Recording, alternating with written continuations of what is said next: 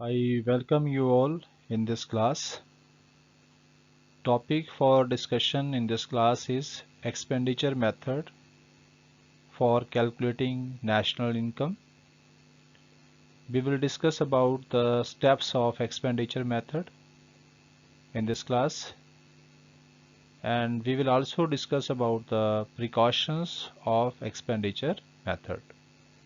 तो हम इस क्लास में ये पढ़ेंगे कि एक्सपेंडिचर मेथड के द्वारा हम नेशनल इनकम को किस तरह कैलकुलेट करते हैं, उसके स्टेप्स कौन कौन से हैं, और साथ में इस मेथड को यूज़ करते हुए हमें कौन कौन सी सावधानियां बरतनी चाहिए, उसके बारे में हम यहाँ पर डिटेल में डिस्कस करेंगे.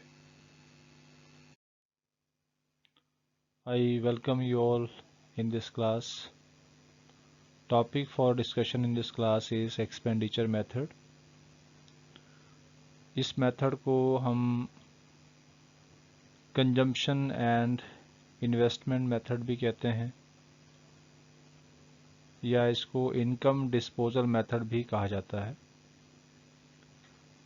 इसके जो कंपोनेंट्स हैं मेथड के, उसमें जो कंपोनेंट आते हैं जिसके बारे में हम आगे पढ़ेंगे वो है फाइनल कंजम्पशन एक्सपेंडिचर.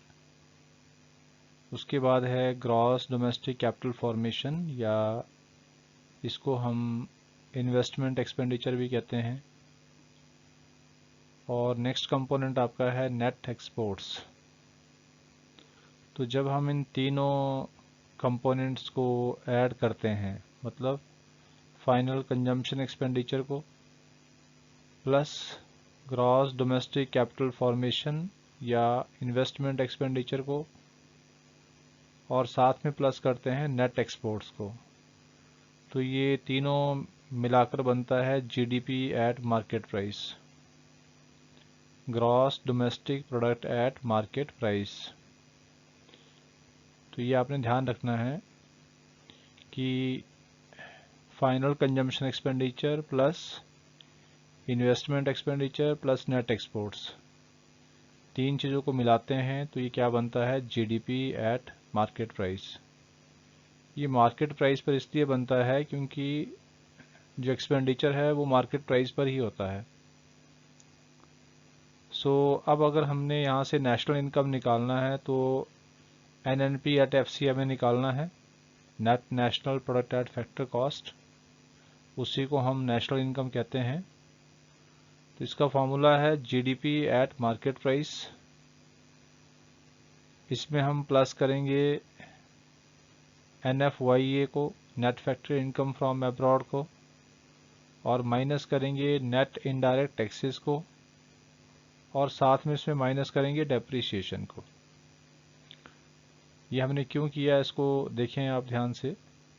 जैसे हमें चाहिए था एनएनपी एट एफसी, मतलब पहला वर्ड चाहिए हमें नेट, जबकि दिया क्या हमें जीडीपी मतलब ग्रॉस, तो हमें लेस क्या करना पड़ेगा, डेप्रीशिएशन, इसको लेस करना पड़ेगा. दूसरा क्या है चाहिए हमें, नेशनल चाहिए, और दिया क्या है हमें, डोमेस्टिक दिया हुआ है. तो नेशनल और डोमेस्टिक में किस चीज़ का फ़र्क है, net factor income from abroad का. तो ये हमें प्लस करना होगा, net factor income from abroad, जिसको शॉर्ट फॉर्म में लिखते हैं NFYA. तो net factory income from abroad को यहाँ पे हमने प्लस करना है. और अब हमें चाहिए फैक्टर कॉस्ट. तो फैक्टर कॉस्ट को निकालने के लिए मार्केट प्राइस में से हमने जब करना है, क्योंकि फैक्टर कॉस्ट जो है वो छोटा होता है मार्केट प्राइस से, तो फैक्टर कॉस्ट निकालने के लिए हमें मार्केट प्राइस में से नेट इनडायरेक्ट टैक्सेस को लेस करना पड़ता है. तो नेट इनडायरेक्ट टैक्सेस कैसे कैलकुलेट करते हैं, इनडायरेक्ट टैक्सेस माइनस सब्सिडीज. तो इस तरह से आपने जब नेशनल इनकम निकालना है फैक्टर कॉस्ट पे, एनएनपी एट एफसी निकालना है जीडीपी एट मार्केट प्राइस से, तो आपको उसमें क्या करना होगा, आपको जीडीपी एट मार्केट प्राइस में net factory income from abroad को प्लस करना है, और जो नेट इनडायरेक्ट टैक्सेस है उनको भी लेस करना है, और डेप्रिसिएशन को भी लेस करना है. इस तरह से आप इन स्टेप्स को यूज़ करके एक्सपेंडिचर मेथड के थ्रू नेशनल इनकम कैलकुलेट कर सकते हैं. So let us discuss about the components of expenditure method in detail. जैसा हमने ऑलरेडी डिस्कस किया है, कंजम्पशन एक्सपेंडिचर में 3 कंपोनेंट होते हैं। पहला फाइनल कंजम्पशन एक्सपेंडिचर होता है, दूसरा इन्वेस्टमेंट एक्सपेंडिचर और तीसरा होता है नेट एक्सपोर्ट्स। तो अब हम इन तीनों ही कंपोनेंट्स के जो फर्दर सब कंपोनेंट्स हैं उसके बारे में डिस्कस करेंगे। तो जो आपका फाइनल कंजम्पशन एक्सपेंडिचर होता है उसको हम फर्दर 2 हिस्सों में डिवाइड करते हैं, private final consumption expenditure plus government final consumption expenditure. तो जो आपका प्राइवेट फाइनल कंजम्पशन एक्सपेंडिचर है उसमें हम क्या शामिल करते हैं? Expenditure on final goods and services by the individuals, by the households and by the non-profit private institutions which are serving the society। और ये जो फाइनल कंजम्पशन एक्सपेंडिचर होता है, this you all know that this is done on the consumer goods. उसमें durable consumer goods, non durable consumer goods, semi durable consumer goods and consumer services के ऊपर जो खर्चा किया जाता है उसको हम इसमें शामिल करते हैं। और दूसरा कंपोनेंट है आपका गवर्नमेंट फाइनल कंजम्पशन एक्सपेंडिचर। तो इसमें हम उस एक्सपेंडिचर को शामिल करते हैं जो गवर्नमेंट के द्वारा किया जाता है फाइनल गुड्स एंड सर्विसेज पे, उन गुड्स पर जो डिफेंस पर्सनल्स के द्वारा यूज़ की जाएंगी। मतलब डिफेंस फोर्सेस के कंजम्पशन के लिए जो खर्चा किया जाता है उसको हम गवर्नमेंट फाइनल कंजम्पशन एक्सपेंडिचर में शामिल करेंगे। Next point is investment expenditure. Economy में जो पूरा का पूरा इन्वेस्टमेंट एक्सपेंडिचर होता है उसको हम एक और नाम से जानते हैं, उसको बोलते हैं ग्रॉस डोमेस्टिक कैपिटल फॉर्मेशन। और ग्रॉस डोमेस्टिक कैपिटल फॉर्मेशन को हम 2 पार्ट्स में फर्दर डिवाइड करते हैं। एक होता है gross domestic fixed capital formation, इसको सिंपली फिक्स्ड कैपिटल फॉर्मेशन भी कहा जाता है या फिक्स्ड इन्वेस्टमेंट भी कहा जाता है। और दूसरा इसमें हम प्लस करते हैं चेंज इन स्टॉक, और चेंज इन स्टॉक को हम इन्वेंट्री इन्वेस्टमेंट भी कहते हैं। सो ये आपको ध्यान रखना है कि जो इन्वेस्टमेंट एक्सपेंडिचर है उसी को हम ग्रॉस डोमेस्टिक कैपिटल फॉर्मेशन कहते हैं। और ग्रॉस डोमेस्टिक कैपिटल फॉर्मेशन के आगे 2 हिस्से होते हैं, मतलब 2 पार्ट्स होते हैं। पहला होता है gross domestic fixed capital formation और दूसरा होता है चेंज इन स्टॉक। या इसी को हम इस तरह लिखते हैं, investment expenditure is equal to fixed investment plus inventory investment.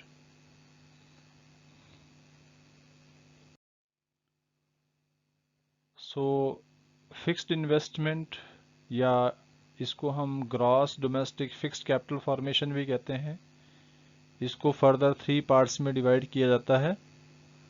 और फर्स्ट पार्ट इसका होता है बिजनेस फिक्स्ड इन्वेस्टमेंट, जो बिजनेस सेक्टर के द्वारा फिक्स्ड इन्वेस्टमेंट किया जाता है। और साथ में हम प्लस करते हैं जो गवर्नमेंट के द्वारा फिक्स्ड इन्वेस्टमेंट किया जाता है। और लास्ट पॉइंट है investment on the residential construction by household, जो हाउस होल्ड सेक्टर के द्वारा अपने घर बनाने के लिए पैसा खर्च किया जाता है, रेजिडेंशियल कंस्ट्रक्शन पे पैसा खर्च किया जाता है, उसको इसमें शामिल करते हैं। तो जो फिक्स्ड इन्वेस्टमेंट हमने पढ़ा था अभी, इन्वेस्टमेंट एक्सपेंडिचर का जो एक हिस्सा है फिक्स्ड इन्वेस्टमेंट, उसके कंपोनेंट कौन कौन से हैं? Business fixed investment, government fixed investment और तीसरा क्या है? Investment on residential construction by household. तो ये था आपका फिक्स्ड इन्वेस्टमेंट। दूसरा जिसका कंपोनेंट है वो क्या है? इन्वेंट्री इन्वेस्टमेंट, या इसी को हम क्या कहते हैं? Change in stock. And this is equal to closing stock minus opening stock. तो ये भी आपको ध्यान रखना है कि जो इन्वेंट्री इन्वेस्टमेंट है उसी को हम चेंज इन स्टॉक कहते हैं। और चेंज इन स्टॉक क्या होता है? क्लोजिंग स्टॉक में से आप ओपनिंग स्टॉक को लेस करते हैं। और जो आपका लास्ट कंपोनेंट होता है this is net exports. So net export is equal to what, exports minus imports. Exports और इंपोर्ट आप जानते ही हो। एक्सपोर्ट वो होते हैं जो डोमेस्टिकली गुड्स जो हम प्रोड्यूस करते हैं, मतलब डोमेस्टिकली प्रोड्यूस्ड गुड्स को जब हम विदेशों में बेचते हैं उसको हम कहते हैं एक्सपोर्ट। मतलब we export our goods, domestically produced goods to abroad.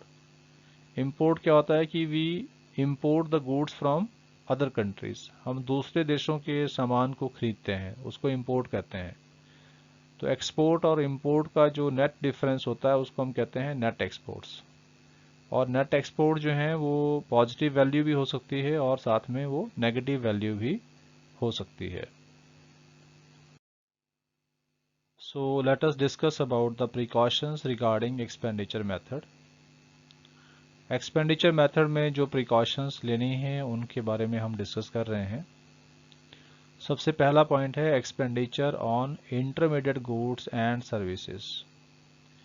Intermediate goods and services पे होने वाला जो एक्सपेंडिचर है उसको हम नेशनल इनकम में शामिल नहीं करते हैं, क्योंकि अगर उसको नेशनल इनकम में शामिल किया जाएगा तो उससे problem of double counting create होगा और उससे नेशनल इनकम का एस्टिमेशन गलत हो जाएगा। इसलिए हम expenditure on intermediate goods and services, या इसको हम इंटरमीडिएट कंजम्पशन एक्सपेंडिचर भी कहते हैं, इसको नेशनल इनकम में शामिल नहीं किया जाता है। Next point is expenditure on shares and bonds. Shares और बॉन्ड्स को परचेज करने पर जो खर्चा किया जाता है उसको भी नेशनल इनकम में शामिल नहीं किया जाता, क्योंकि ये सिंपली पेपर क्लेम्स होते हैं। मतलब इसमें जब जब हम पैसा खर्च करते हैं तो ये this is only paper claims, और ये किसी भी तरह से प्रोडक्शन के साथ रिलेटेड नहीं होता है इन्वेस्टमेंट। तो इसलिए क्योंकि ये जो एक्सपेंडिचर है ये किसी भी तरह का वैल्यू एडिशन क्रिएट नहीं करता है, इसलिए इसको हम नेशनल इनकम में शामिल नहीं करेंगे। So you need to remember this कि आपको expenditure on shares and bonds को नेशनल इनकम में शामिल नहीं करना है, क्योंकि इससे किसी भी तरह का वैल्यू एडिशन नहीं होता है। Next point is expenditure on second hand goods. तो सेकंड हैंड गुड्स पर जो एक्सपेंडिचर होता है उसको भी आप नेशनल इनकम में शामिल नहीं करेंगे, क्योंकि सेकंड हैंड गुड्स जो है वो ऑलरेडी नेशनल इनकम में उस समय इनका वैल्यू काउंट हो चुका है जब ये प्रोड्यूस हुई थी। इसलिए सेकंड हैंड गुड्स का वैल्यू भी नेशनल इनकम में ऐड नहीं होगा। Next point is expenditure on transfer payments. जैसे कि ओल्ड एज पेंशन है या स्कॉलरशिप्स पे जो पैसा खर्च होता है, इस तरह का जो एक्सपेंडिचर होता है जो आपकी ट्रांसफ़र पेमेंट्स को पे करने के लिए किया जाता है, उस एक्सपेंडिचर को भी आप नेशनल इनकम में शामिल नहीं करेंगे, क्योंकि इससे किसी भी तरह का वैल्यू एडिशन नहीं होता है और ये वन साइडेड पेमेंट होती है। सो ये जो एक्सपेंडिचर होता है इसको आप नेशनल इनकम में शामिल नहीं करेंगे। Next point is expenditure on final goods and services. तो फाइनल गुड्स एंड सर्विसेज पे होने वाला जो खर्चा है सिर्फ उसी को हम नेशनल इनकम में शामिल करते हैं। मतलब सिर्फ फाइनल गुड्स एंड सर्विसेज पर होने वाला खर्चा ही नेशनल इनकम में ऐड होता है, और इंटरमीडिएट गुड्स या इंटरमीडिएट कंजम्पशन एक्सपेंडिचर जो है नेशनल इनकम में शामिल नहीं होता है। ये ऑलरेडी हम पढ़ चुके हैं। Next point is imputed value of expenditure on the goods produced for self consumption. जो चीज़ें सेल्फ कंजम्पशन के लिए प्रोड्यूस की जाती हैं उनका जो इम्प्यूटेड वैल्यू होता है उसको भी नेशनल इनकम में शामिल नहीं किया जाता है, उसको आप नेशनल इनकम में शामिल नहीं करेंगे। जैसे एक फार्मर ने अपने सेल्फ कंजम्पशन के लिए वेजिटेबल्स का प्रोडक्शन किया, फूड ग्रेन का प्रोडक्शन किया, पल्सेस का प्रोडक्शन किया और उसको वो सेल्फ कंज्यूम कर रहा है, तो उसका जो इम्प्यूटेड वैल्यू होगा, मतलब उस प्रोडक्ट का जो उसको वो यूज़ कर रहा है उसका मार्केट में उस समय कितना वैल्यू है, उसको हम इम्प्यूटेड वैल्यू बोलते हैं। तो imputed value of expenditure on goods produced for self consumption, जो उसने अपने लिए वस्तुएं प्रोड्यूस करी हैं और जिसको उसने ना तो मार्केट में बेचा है और ना ही उन वस्तुओं को उसने मार्केट से खरीदा है, लेकिन फिर भी वो उनका कंजम्पशन कर रहा है क्योंकि उसने अपने कंजम्पशन के लिए उनको प्रोड्यूस किया है। तो उन गुड्स का जो इम्प्यूटेड वैल्यू होता है उसको आप नेशनल इनकम में शामिल करेंगे। So dear students, if you find this video meaningful and helpful to you, then please share it to other students also, those who can be benefited from this. Thank you.